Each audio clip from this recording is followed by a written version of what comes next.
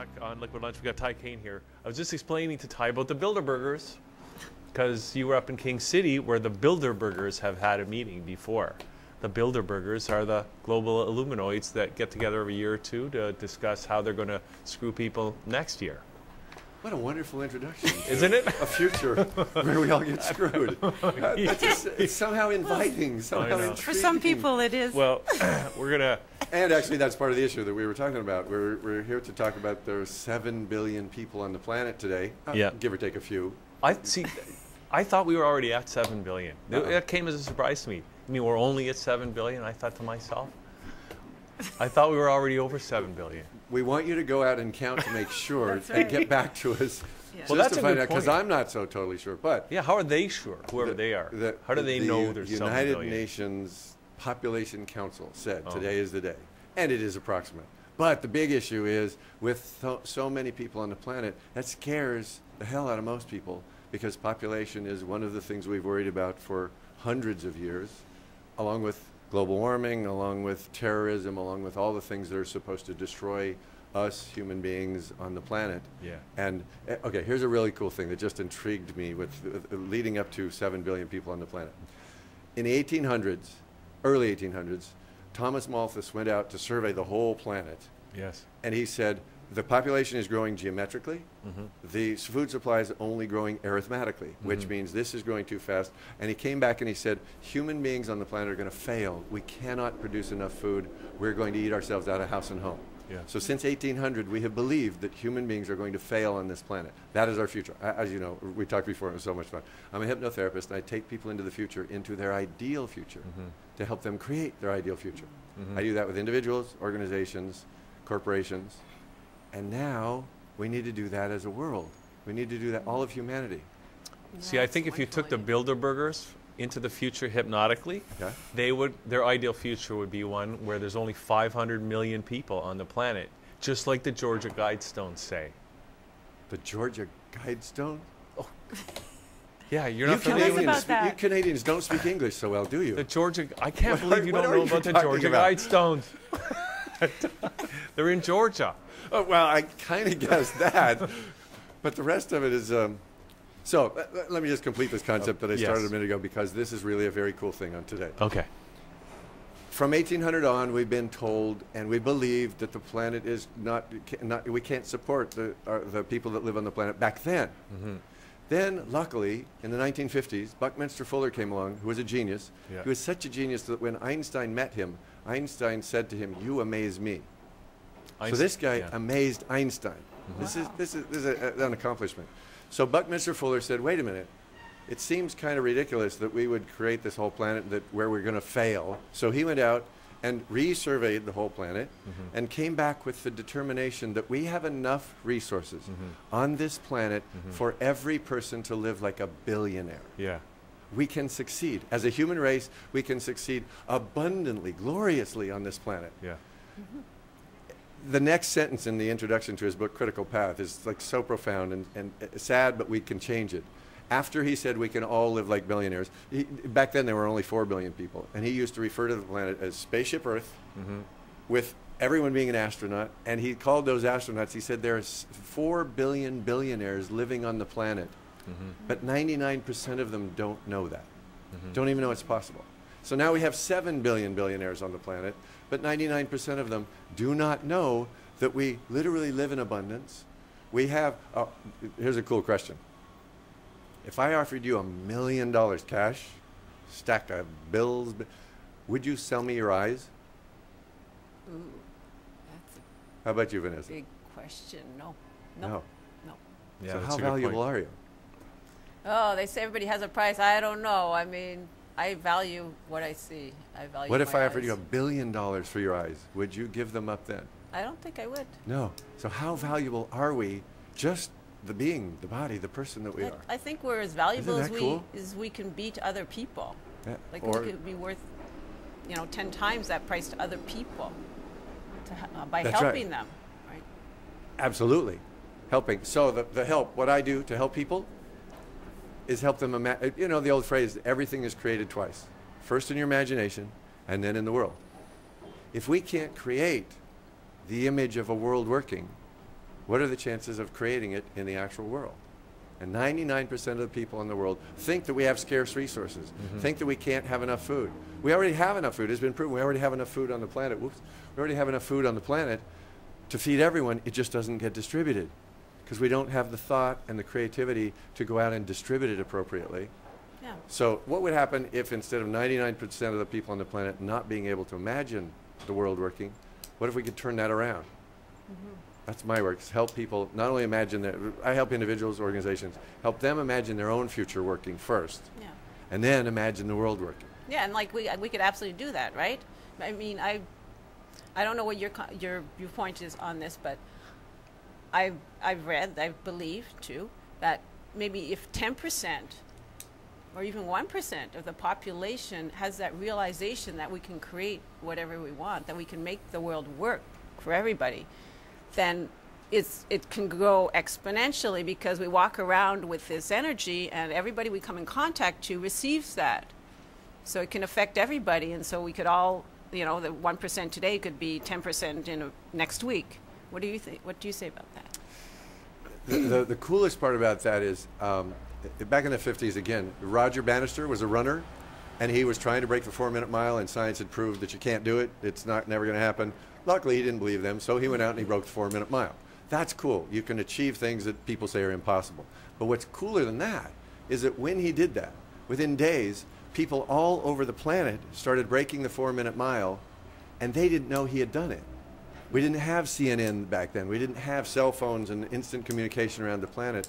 But because we do have what Rupert Sheldrake called the morphogenic field, where we're all connected psychically, we're all intuitively connected to each other, because he broke the 4-minute mile. People on the other side of the planet then broke the 4-minute mile themselves. So the idea of the 100 monkeys, or you have to get a certain percentage and then it happens, that's not really proven to be. Actually, the 100 monkey theory was disproven. It's not accurate. But what is proven is that each person is powerful and has an influence. One guy broke the 4-minute mile.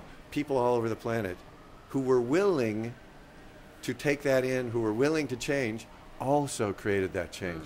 So when each one of us, we're way more powerful. Well, it's Halloween today. Happy Halloween. You should have a Halloween song. Yeah. And I think this Hugh costume is one of the best you've ever done. Yeah. Yeah. Last week you looked like Hugh, but I don't know. There was something. You know, I like it so much, Ty, I don't think I'm going to change it.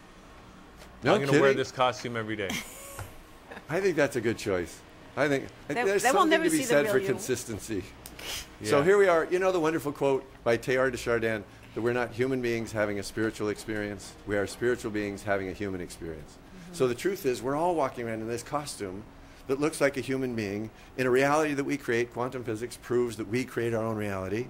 And we think we have to struggle, therefore we do. That's not true.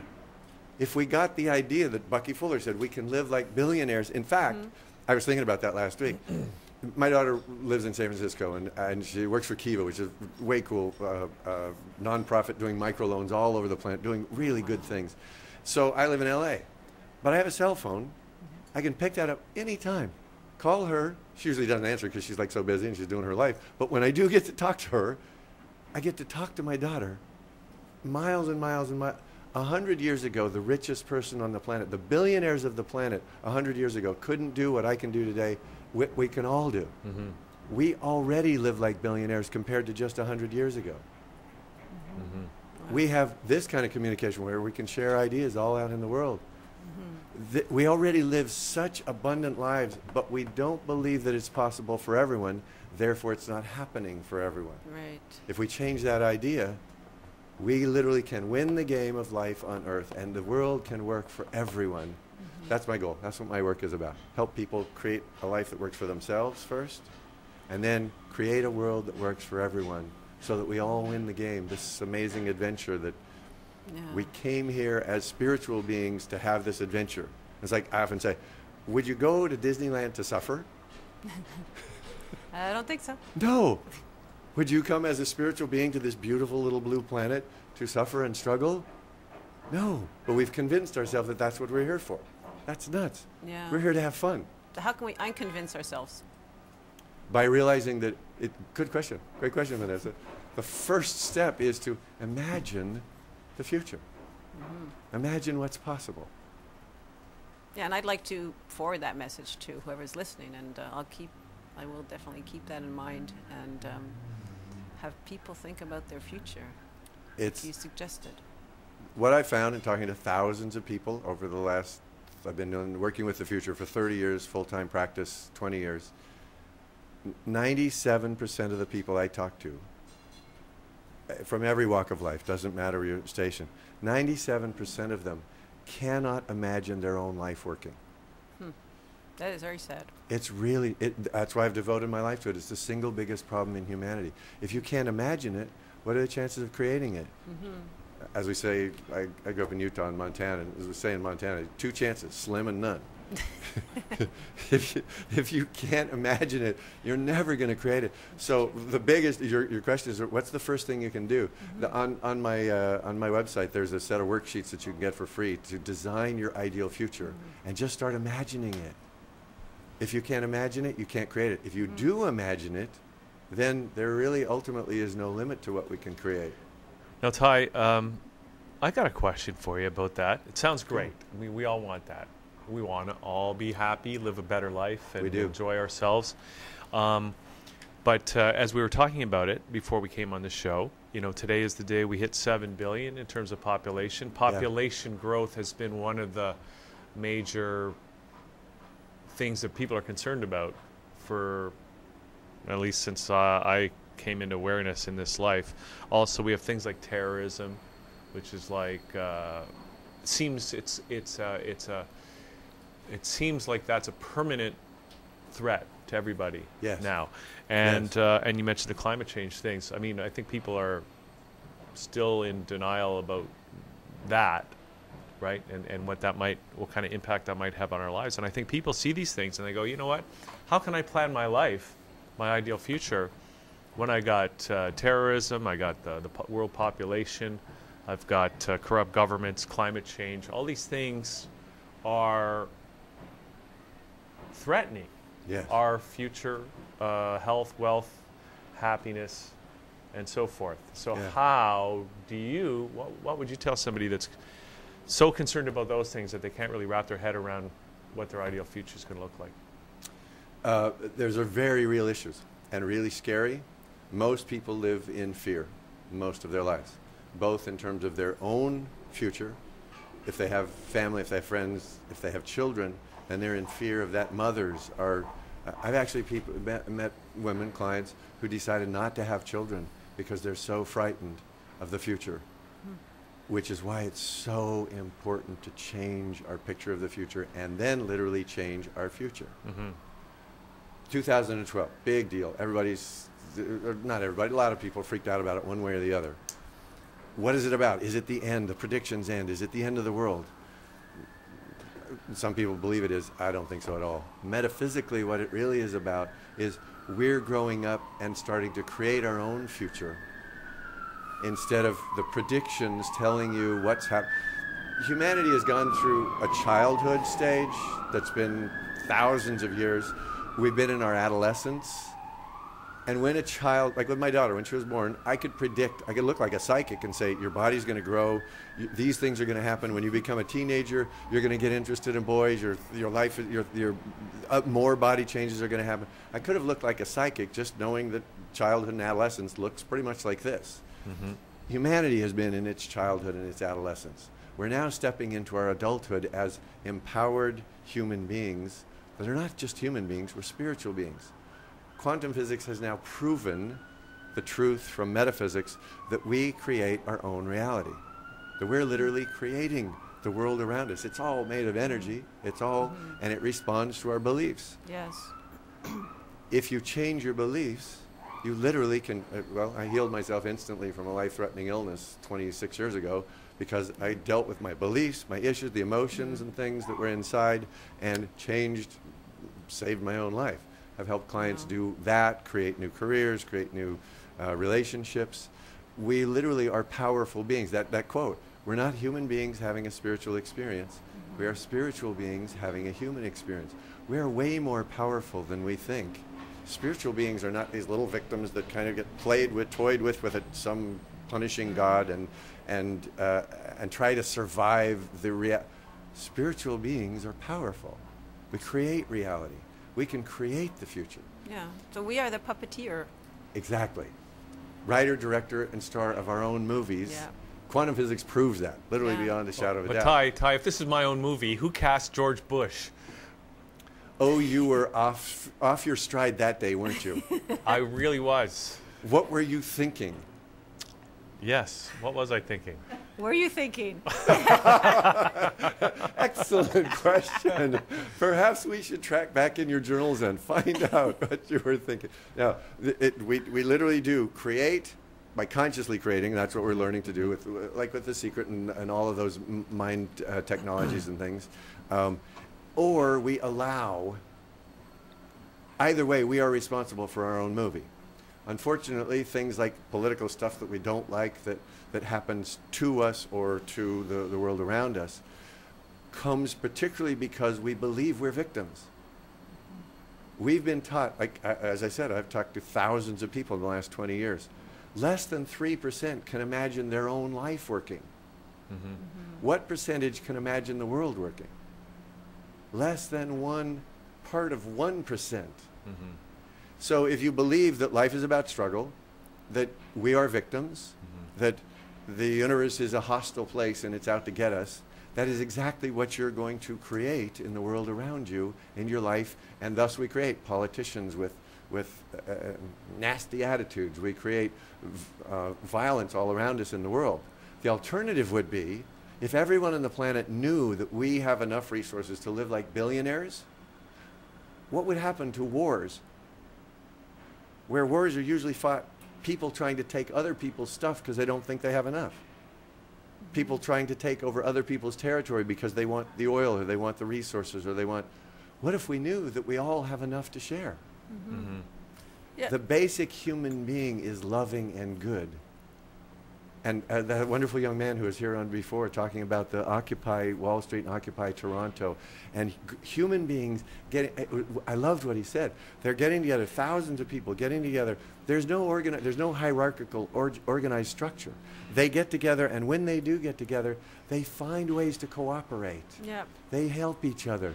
They love. That is the basic nature of human beings. Yep. But when you take good human beings and you put them in a game and you say, there's not enough for everyone, if you don't take somebody else's, you're not going to get yours. There's not enough for everyone. It is the single biggest problem in humanity that I see. We believe there's scarcity, and therefore we fight over everything. Yeah. I'm going to play devil's advocate for a minute, though. Good. But does that fit with this costume? Oh, we'll let you do it anyhow. You are horned. It's close enough. It's close enough. Well, some people, what if people started believing that other people can succeed, so we all intend that each other succeeds? Yes. Do you think that would work? Because some people believe, like especially if they have the victim mentality, that they're the victim and everybody else is okay. So what if we imagine that everybody else was okay and we did that for each other? Do you think that could help? Absolutely, and that comes with looking at the future where the world works for everyone. Mm-hmm. If you see everyone, particularly for women, guys are more like separate and can do kind of a separation thing more easily. But women, particularly mothers, they're not happy just if their kids are happy. They're not going to be happy until all kids are happy. There is a loving nature in the feminine energy, which has been stamped out of our culture for about the last 5,000 years. Mm-hmm. But the feminine energy cares about everyone. So absolutely, it comes naturally. But if you're afraid of your own survival and your own family, and then yes, you can hope for other people, but you still can't be happy. Mm-hmm. If we believed what Buckminster Fuller proved, that we can all live in abundance, mm-hmm. if everybody believed that for themselves and for everyone else, we wouldn't have the politicians fighting over territory, land, resources. Mm-hmm. We wouldn't have individuals fighting over and greedy people in the economic system trying to control more and more. If we realize there are enough resources for everyone, like what they're doing at the Occupy events, they're sharing resources because that is the nature of the true human being. And that's just an example. It just shows that there's abundance. I mean, it's the ultimate expression of abundance. They have everything they need. You know, they say, well, okay, we need this, and people bring it. You know, we need blankets, people bring the blankets. That just shows, you know, sometimes when I'm feeling down, I just go for a walk around, And people are throwing out, you know, all kinds of things that, you know, briefcases, and, like furniture and, you know, bookcases and beds. And, well, obviously it's abundant. Otherwise, they wouldn't be putting it on the side of the road. And if we did share, if we really did share, coming from a place of scarcity, you're not going to want to share because you don't even have enough for yourself. And so then the whole idea of scarcity is programmed into us, and it's a lie. It's not true. Oh, one of the other things, the cool things that Buckminster Fuller said, we all think there's an energy shortage, right? And so we're like fighting over oil, thinking that there's a limited supply of that, which also is debatable because there's supplies we don't even know about. There's the generation of oil. We don't even know exactly what's going on in the earth that produces oil. That's debatable. But we're fighting over energy.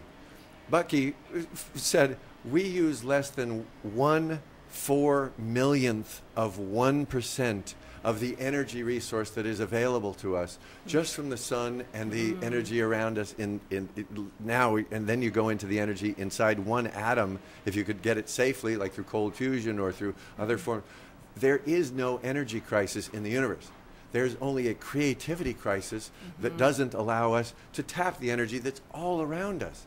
If we had an abundant supply of energy, we could produce clean water for everyone on the planet, which is one of the major problems. We could easily then produce food for everyone on the planet. We could easily then provide shelter for everyone on the planet. And the other cool thing that happens is once you provide people with food, shelter, and an ability to survive, they automatically control their own population. The population explodes in uneducated and third world countries where they're trying to produce enough so that the few that survive, they're still replicating themselves. Every society that achieves a level of success starts to moderate its own population naturally. So the success of the planet doesn't come from control or domination. The success of the planet comes from recognizing the abundance, 1/4,000,000th of 1% of the energy. That's all we're using. Yeah. If we just learn and open to the ways, and the difference between having abundant energy and not being able to use it is creativity. It's not an energy shortage. It's a creativity shortage. And if you have 6,999,000,099 who don't believe we can win the game. Oh, here's an analogy. You go into the locker room before the Super Bowl. There are 33 players in the locker room. Typical football team, about 33 players. You walk in the locker room and say, okay, you're going into the biggest game of your life. This is the World Championship. How many of you who are going to be out there on the field in 10 minutes, you're going to be in the game, how many of you can imagine winning the championship? One guy slowly raises his hand. Are you going to bet on that team? No. You're a smart cookie. That is the state of the human race today. About 3%, 1 out of 33, 3% can imagine their own life working. And less than 1%, so it's 1 out of 100, has imagined the world working. It's not a surprise that the world isn't working. That's one of the things I find as a hypnotherapist. When I work with my clients, since I discovered that we literally do create our own reality and understood how that really works, the last 30 years, I've not seen one illness, one accident, one relationship crisis, one business crisis, not seen one that didn't make sense. Not seen one that was an accident. I've seen hundreds, thousands of people who've created illnesses, created car accidents, created relationship crises because they believe that's what they have to have. They believe life is about struggle. They believe love hurts. And they successfully create it time after time. I've also watched them change. Yeah. I help them create a different future. The fastest way to change. Create a future. Yeah. And then let your subconscious reverse engineer so magic, wow. I like success that starts. concept. Yeah. That's why they have vision boards, right? Exactly. You put up, you know, the pictures, you cut them out or you draw them or whatever. You put it on your vision board and you look at it every day. Exactly. You imagine it every day and eventually it just happens like a miracle. Well, yes, although a lot of people have done vision boards and positive thinking, usually you watch The Secret, do a vision board, do some positive thinking, and about 9 months later you hit the wall and it stops working. Even if you created a parking place and a phone call or something, it stops working. But why does it stop working? Because they don't change the belief, they just change their behavior. You do a vision board, but you still believe that we're. Okay. Here's one of my favorite analogies. Virtually all, unless you change the future, virtually all other positive thinking, healing methodologies that I've seen are equivalent to rearranging the deck chairs on the Titanic. If you believe the ship's going down, if you don't change that future, how effectively are you going to perform, and how well is your vision board going to work? If you believe that the end result is humanity going to hell in a handbasket, you'll try, and you might even have a few good years, but then it's going to crash because you believe the end result is disaster. Unfortunately, most people on the planet believe that. That's why I take people when I do work with individuals or organizations. I did a meditation last week at the 2012 conference at the Convocation Hall that was broadcast out over the internet. I did a meditation to take the entire audience out 5 years into their future, to see their dreams coming true, a life where they live abundantly and joyfully. Took them out to the end of this lifetime where they're 80, 90, 100 years old, healthy, happy, dying gracefully, smoothly, easily, and then going on into the future where love and light go on forever. Took the whole audience. Yeah, that was amazing. Yeah. Oh, that's right, you were there. She was there. Did you do that meditation? Yeah, I did. Did you see your future self? Yeah, I saw myself. Yeah, I was on a farm. How did that garden. feel? Oh, it felt great. It was so calming, so peaceful. Because, I mean, it's in nature. Everybody loves nature. And not only is it in there. nature, calming and peaceful, but if you're riding on the Titanic, like all the people who do like the positive thinking and just choose to be happy, they're lying. If you're riding on the Titanic, should you be walking around with a smile on your face? No, that's called denial. They say If it's you're- better up there. If you no, but I'm talking about in this, while we're on this planet, while we're in this adventure, Yeah. if you're riding on the Titanic, you actually shouldn't be happy. You should be freaking out, saying, which is what the Occupy is saying, we need to change things. They don't even know what to change. What I'd like to offer them is if they all worked on a vision of the future where the world works for everyone. I have 2 websites that I'm just building like this week. One of them is called Imagine a World That Works for Everyone. We need to do that. The other one is called 7billionbillionaires.com. Because we need to remember that we are already wealthy, we are already billionaires. Our eyes alone are worth more than $1 billion. We need to own that, to appreciate that, and then look around at the world that's filled with infinite resources and start supporting each other in creating the world that works for everyone. We can do that. Yeah.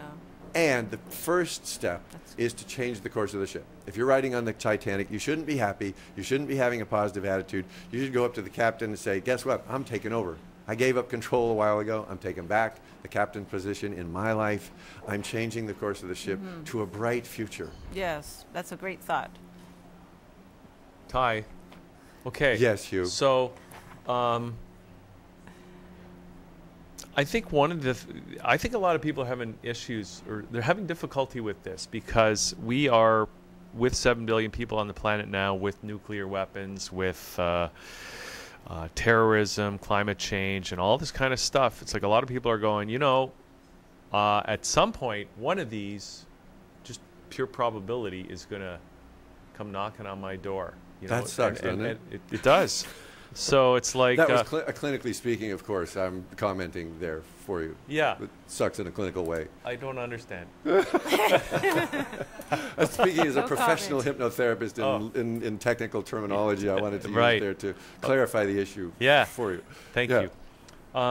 And so, in the even 100 years ago, people didn't have those kind of, and with our media environment, we are also aware of it, Yes. right? That's Yeah. part of it too. Like 100 years ago, you didn't have this awareness. Yeah, You it's also wonderful. We didn't can scare ourselves faster now. Yeah. Is that cool? We could, Or we what? could, Halloween is all because about- all it takes is one crazy guy pressing the wrong button at the wrong Right, time, and right. it's all over. Right. So we Right. we have lots to worry about, Ty. Yeah. Yeah. How do we get over all that? What are you worried about, Hugh? I'm worried about all those things. All those things. Terrorism, climate change, economic problems, governments. Shh. Woo! Yeah. And other secrets. And we have the potential now. I said this yesterday in my seminar, which was actually kind of cool. I hadn't thought about it this way. The story that we've been told, the myth that we've been told about creation, Adam and Eve in the garden, And they're just like playing like children. Again, childhood is like really attractive to people who don't want to be responsible. And they're playing, and you can just have fun. And then Eve, being the empowered woman that is the true power that's going to take us to the future that works, she had the courage to step up, and instead of being a little human child playing in the garden, she said, no, I want to step up into a spiritual position of taking on the knowledge of good and evil. And then I'm willing to be a strong enough individual to make choices, to do good or to do evil. And she ate of the apple of knowledge, which was the most courageous thing any human being, any human spiritual being can ever do. And then Eve, in the word evil, women have been punished ever since because she somehow broke our childish trance of we can just play in the garden and be stupid. And it was the most courageous thing ever done in a mythological sense. Take on the knowledge of good and evil and make a choice which you're going to do. We're now, as I said, coming out of our spiritual childhood, which is you just live through life and it happens to you.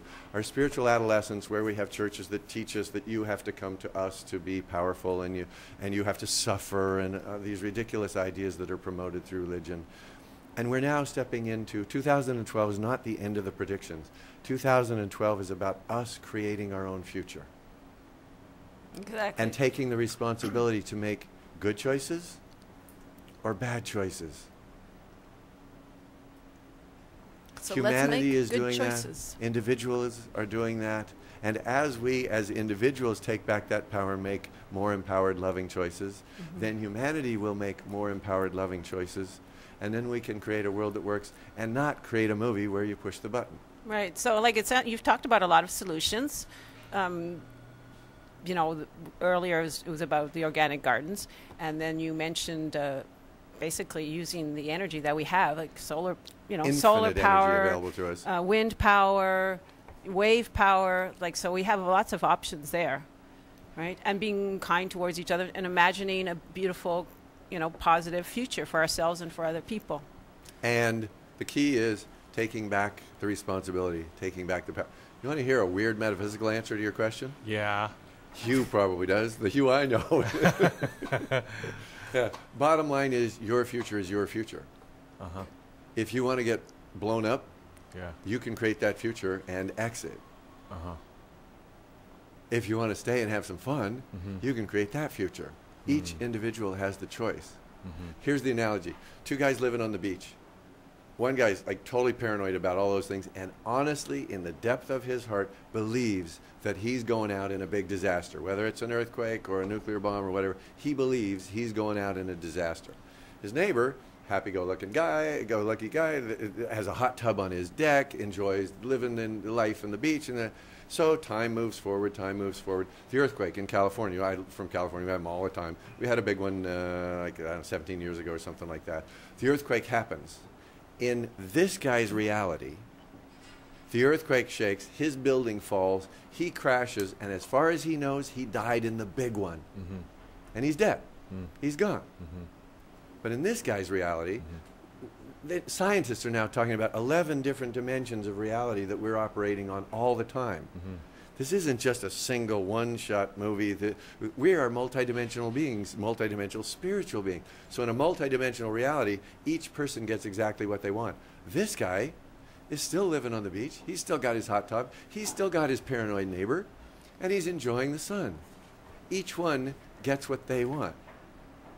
And here's proof, Ty. I'm just going to give you some proof. Oh, wait. Not you. I'm gonna give so- I'm everybody. so excited ready about for this. this. Everybody, Yeah. this is the proof of The what proof, Ty just the one said. and only proof. Okay. Proof is that we've been living on this planet now for 65 years with nuclear weapons, and we're all still here. Yeah. And we've lived through the Korean War, which could have been the end of everything. We lived Easily. through the Cuban Missile Crisis. Yeah. We lived through the Russian invasion of Afghanistan. We lived through 9/11. We lived through Y2K. Right. And we're going to live through 2012 next year. Gloriously. What I said over the weekend, 2012 is not about 2012. 2012 is about 2020 and Yeah. what we're going to do there and the future that we can have in the awesome future that we can create. That's what's really going on. And you're right. We've lived through. The one that I like just is like fascinating. Since 9/11, there have been no major terrorist events anywhere in the United States or Canada. There's some attempts to. That's almost inconceivable.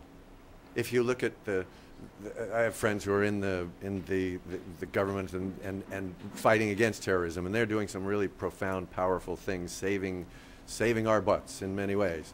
And the opportunity for terrorism in an open culture, in 2 open countries with relatively open borders and stuff like that, it's almost inconceivable that other negative things are not happening, unless you start looking at the mindset that's creating our reality, where we've created many years of no big disastrous terrorist experiences. And what if we really do change our mindset to a bright future and are headed there with everybody approaching that?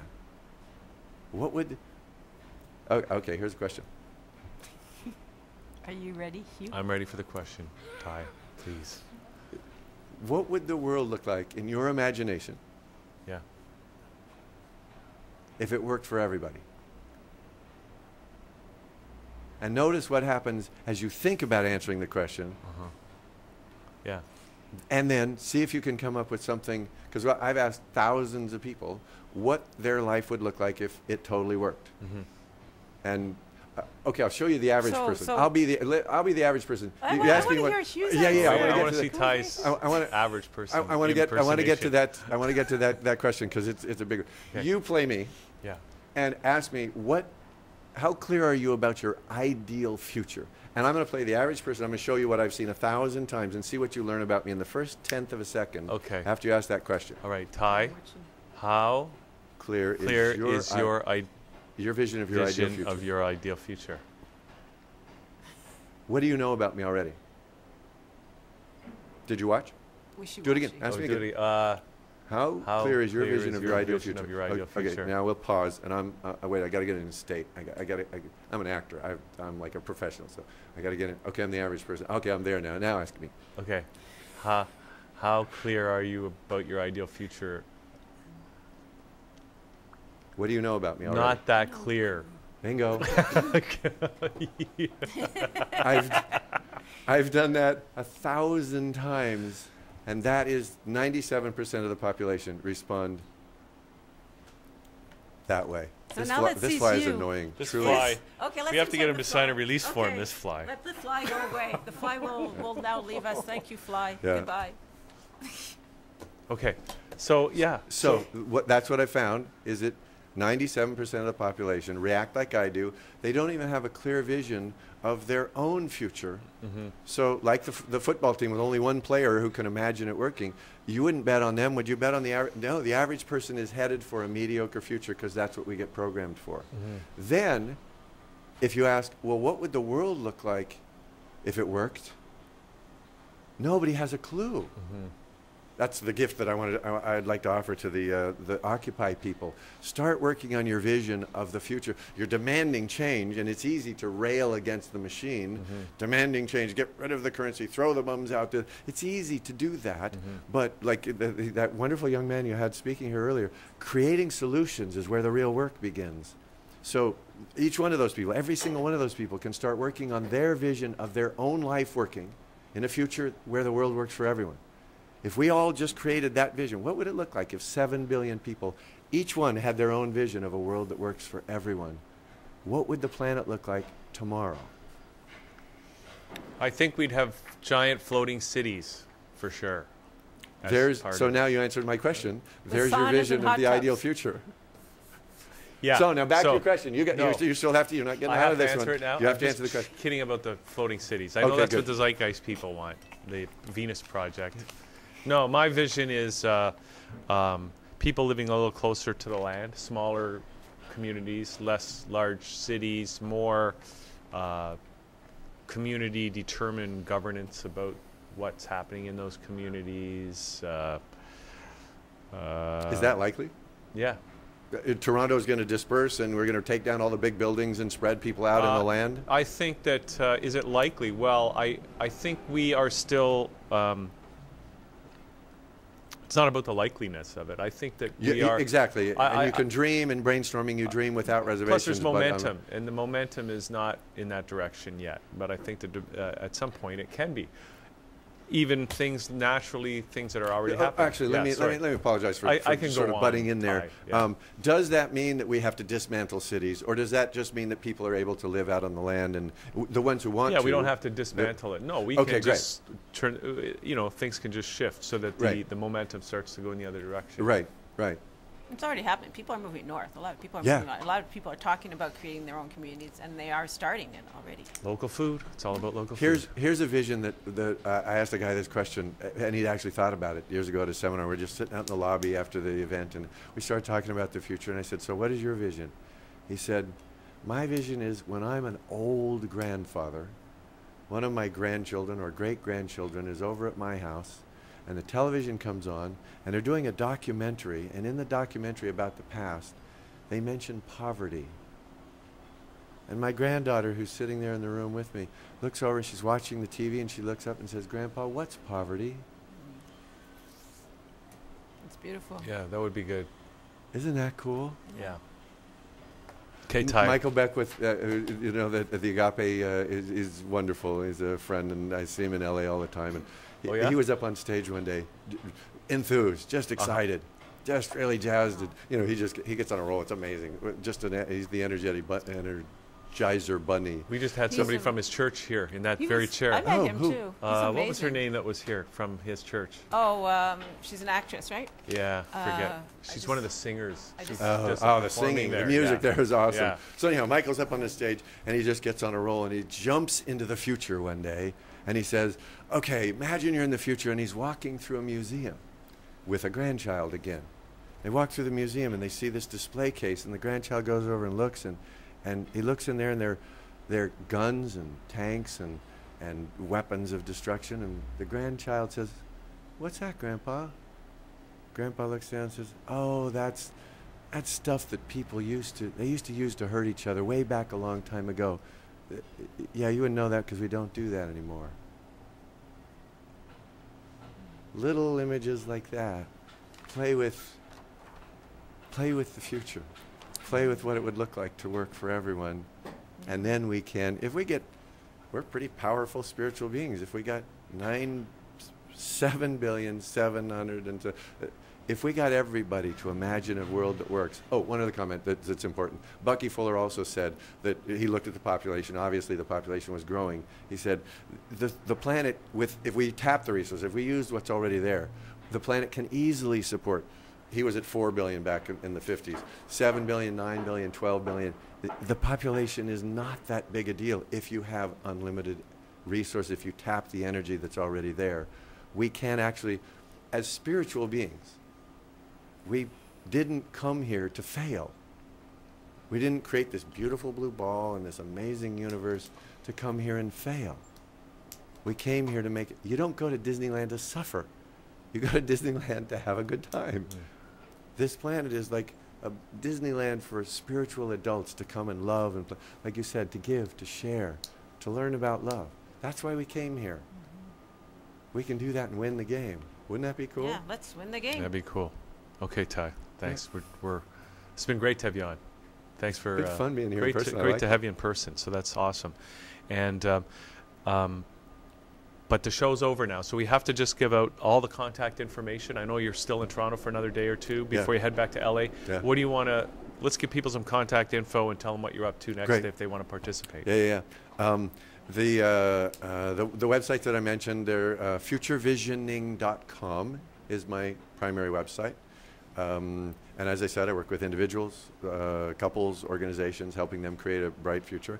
And now working with the 7billionbillionaires.com and imagine a world that works for everyone.com. And those are like brand new. I just stuck a blog on there. I'm going to start developing and grow that to share some more of this information. Okay, wait. So 7billionbillionaires.com. Is that 7 spelt out or the number 7? Okay. Both, because it has to be both, or you're going to lose half of the people off this edge. And what was the other one? Imagine what? Imagine a world that works for everyone.com. Okay. So The thing I suggest is if they go to, I'm going to have on each one of those when I get some materials there, but at futurevisioning.com you can get some worksheets that help you design your ideal future. Write it down, visualize it. Can change your whole life and help you heal diseases, help you create better relationships, help you create a better job. It's the vision of the future. Bottom line principle that has changed my whole life 30 years ago, I learned from Lazarus, is the future creates the present. What a great thought to finish on. Okay, Caine, thanks for doing this today. Thank you, Hugh. Thanks, Vanessa. Okay. Very fun. Thank you. We are going to wrap up the show now. Vanessa? Yes, and it has been an interesting show. Yes, it has indeed. And so we're going to just sign off now. We'll just tell everybody to stay tuned because at 8 o'clock tonight, it's Real Health. It's going to be an original show tonight. Also, Psychic Street Smart's coming on at 7. And we'll be back tomorrow at noon for more Liquid Lunch right here on ThatChannel.com. See you then. So kill the